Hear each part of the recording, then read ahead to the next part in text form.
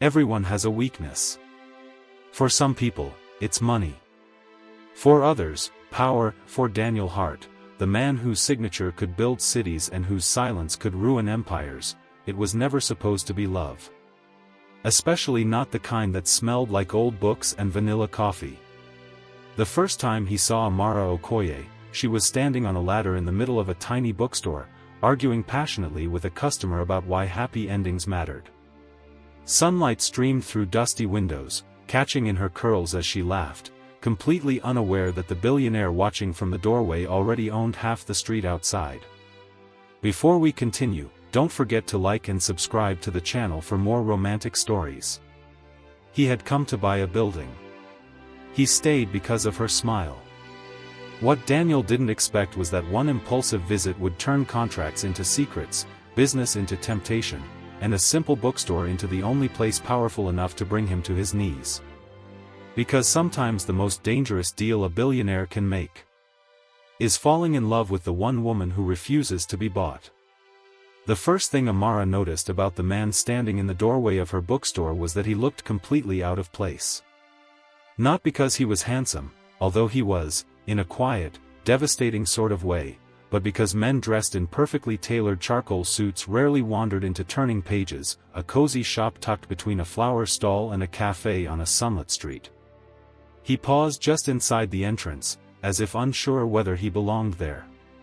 The bell chimed softly behind him. Amara glanced up from the counter, pushing a curl away from her cheek. "Good afternoon," she said warmly. "Looking for anything specific?" His gaze lifted to hers. For a moment, neither of them spoke. His eyes were dark, thoughtful, and strangely gentle for someone who carried himself with such effortless authority. "I'm not sure," he admitted. His voice was low and calm, the kind that made people instinctively listen. "Well," she smiled, closing the novel she'd been cataloging, "that's the best reason to browse." He nodded slightly, almost grateful, and began moving through the shelves. Amara returned to her work, though her attention betrayed her. Every now and then she glanced up. He handled books carefully, running his fingers across spines as though greeting old friends. He read blurbs, opened pages, smiled faintly at something only he understood. Most customers hurried. He lingered. An hour passed before he approached the counter again. He placed 3 novels down. "All romance?" she teased, raising an eyebrow. A corner of his mouth lifted. "I was told they're good for people who work too much." "Who told you that?" "A stranger," he said simply. Amara laughed softly as she rang up the purchase. "That stranger sounds wise." He hesitated as she handed him the receipt. "Do you own this place?" he asked. "Yes." "You must love books very much." "I do," she said without hesitation. "They're honest. They don't pretend to be anything else."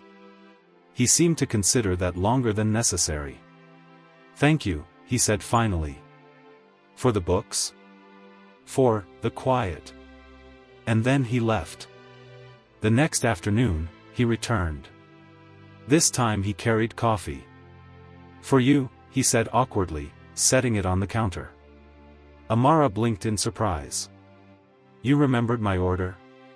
"You told the barista yesterday," he replied. "Vanilla latte." She laughed again, warmth blooming in her chest despite herself. "You were listening?" "I listen when something matters." The words lingered between them longer than either expected. "I'm Amara," she said, extending her hand. His hesitation lasted barely a second before he took it. "Daniel." His grip was warm, steady, dangerously pleasant. He visited again the following day. And the day after that. Sometimes he bought books. Sometimes he didn't. Sometimes he sat in the reading corner while she organized shelves, and conversation slipped easily between them, favorite stories, childhood memories, the smell of rain, why handwritten letters felt more romantic than messages on a phone. Daniel rarely spoke about himself. But he asked about her. Everything. Why she chose this street. Why she preferred tea at night. Why she never locked the door until closing time even when business was slow. I like trusting people, she told him once. And if they disappoint you? She shrugged gently. Then at least I didn't become someone suspicious. He looked at her then with an expression she couldn't quite name. Almost longing. It wasn't until 2 weeks later that Amara learned who Daniel really was. She arrived early one morning to find a sleek black car parked outside the bookstore. A man in a headset stood beside it. Another spoke urgently into a phone. They straightened when Daniel stepped out from the passenger seat. He froze when he saw her watching. "You didn't mention you traveled with security," she said slowly. Silence stretched. Finally, he sighed. "I hoped," he admitted, "you wouldn't find out like this." "Find out what?" He stepped closer. "May we talk inside?" She unlocked the door without answering. The shop smelled faintly of lavender polish and paper as sunlight streamed through the windows. Daniel removed his jacket, suddenly looking less composed. "I own several companies," he began carefully. "That explains the suit. And the cars. And the men outside," she added. "Yes." "How many companies?" she asked. He hesitated again. "Enough that people tend to recognize my name." She folded her arms. "Which is?" "Daniel Hart." The recognition came slowly. Then all at once. She had seen the name on business headlines while scrolling past articles she never finished reading. Technology investments. Hotels. Charities. A billionaire. "Oh," she said quietly. The room shifted. Not physically. Emotionally. "You should have told me," she said after a moment. "I wanted to," he replied. "But every time I come here, you speak to me like I'm simply Daniel." "Well, you are." He smiled faintly. "Not to most people." Amara leaned against the counter. "Are you expecting me to treat you differently now?" "No," he said quickly. Then softer. "I'm afraid you will." She studied him. Behind the polished exterior was the same man who read romance novels slowly and memorized coffee orders. The same man who listened. "You're still the stranger who needed quiet," she said at last. Relief flickered across his face so openly that her chest tightened. "Thank you." After that, something changed between them. Not distance. Something warmer. Daniel stayed longer. He helped rearrange shelves despite clearly having never organized anything manually in his life.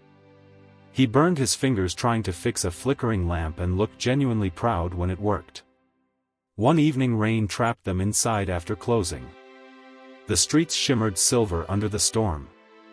They sat on the floor between stacks of books, sharing pastries from the cafe next door. "You could have anything," Amara said thoughtfully. "Anything?" he echoed. "Money does that, doesn't it?" Daniel shook his head slowly. "It buys comfort," he said. "Convenience. Silence sometimes. And happiness?" His gaze settled on her. "That depends." Her heart skipped. "On what?" "On whether the person you wants you back." Everyone has a weakness. So did the air between them. It's money. Amara suddenly became aware of how close they sat. The man whose signature could build cities and whose silence could ruin empires. Of how his eyes lingered on her lips before returning politely to her face. Especially not the kind that smelled like old books. "You're very serious for someone who reads happy endings." The first time he saw Amara Okoye, "I'm learning she was standing on a ladder in the middle of a tiny bookstore, arguing he didn't answer with a customer about why happy endings mattered. He reached forward and brushed a crumb from dusty windows, catching in her curls as barely a second, completely unaware that the billionaire watching from the doorway already owned half the street outside. He said quietly, is sometimes the greatest romance. Don't forget to like and subscribe to the channel for more romantic stories. A knock interrupted them. He had come to buy a building. Both startled. He stayed because of her smile. One of the security men stood awkwardly at the door. What Daniel didn't expect was that one impulsive visit would turn contracts into secrets, your meeting, business into temptation. Daniel closed his eyes briefly into the only place flickering across to bring him to his knees. I forgot. Because sometimes the most dangerous deal a billionaire can make, Amara teased softly, is falling in love with the one woman who refuses to be bought. At the door, the first thing Amara noticed about the man standing in the doorway of her bookstore was that he looked completely out of place. Are you asking me because he was handsome this time, although he was, in a quiet, devastating sort of way, but because men dressed in perfectly tailored charcoal the restaurant rarely wandered into turning pages, soft music drifted between a flower stall and a cafe on a summer Amara felt absurdly elegant. He paused just inside the entrance, she almost had as if unsure whether he belonged Daniel there. Stood when she arrived. The bell chimed softly. His expression said everything before Amara glanced up from the counter, you're beautiful, a curl away from her cheek. She blushed despite herself. She said warmly. Dinner unfolded Looking for easily. Anything specific? Stories. His gaze lifted to laughter. For a moment, neither of them spoke. The world outside seemed distant. His eyes were dark, thoughtful, and strangely gentle for someone who carried himself with such effortless authority. What is it? I'm not sure. Asked. He admitted. He hesitated. His voice was low and calm. There's something I haven't told you. That made people instinctively listen. Her stomach fluttered. Well, she smiled, sounds serious. Closing the novel she'd been cataloging. That's the best reason to browse. He reached across the table, taking her hand gently. He nodded slightly, almost grateful. Warmth rushed and began moving through the shelves. I didn't come into your bookstore by accident, to her work, he said, though her attention betrayed her. She frowned slightly. Every now and then she glanced up. I've known about you for months. Carefully, running his fingers across spines as though greeting old friends. He inhaled slowly, as if choosing each word with care. Because smiled faintly at something before I understood. I was offered an opportunity that involved this street. He lingered. Amara's smile passed before he approached the counter again. What kind of opportunity? He placed Daniel's 3 novels brushed over her knuckles. All romance, tender, she teased, raising an eyebrow. The corner of his mouth said quietly, that might change everything you believe about why I walked through your door that first day. Who told you that? She stared at him. A stranger, he said simply. The music faded into silence. Amara laughed softly as she rang up the purchase. Daniel. That stranger opened his mouth to answer. He hesitated and across the restaurant, she handed him the receipt. A woman called his name. Do you own this place? Brightly, he asked. Familiar. Yes. Daniel went completely still. You must love books very much. Amara turned toward the voice. She said without hesitation. The elegant woman approaching them smiled as though she already belonged. They don't pretend to be anything else. And when Daniel slowly to consider Amara's longer than necessary, she realized. Thank you. He hadn't yet told her the truth. For the books, the woman moved through the restaurant with effortless confidence, her heels barely making a sound against the polished floor. The next afternoon, he returned. She was beautiful. This time he carried not in a loud way, but in the kind that drew attention, he said without asking for it, setting it on the counter. Her silver dress shimmered softly beneath the lights, and when she smiled at Daniel, my order, it carried familiarity. You told the barista yesterday. Too much familiarity. Vanilla latte, she said warmly. She laughed again beside their table, blooming in her chest despite herself. He stood immediately.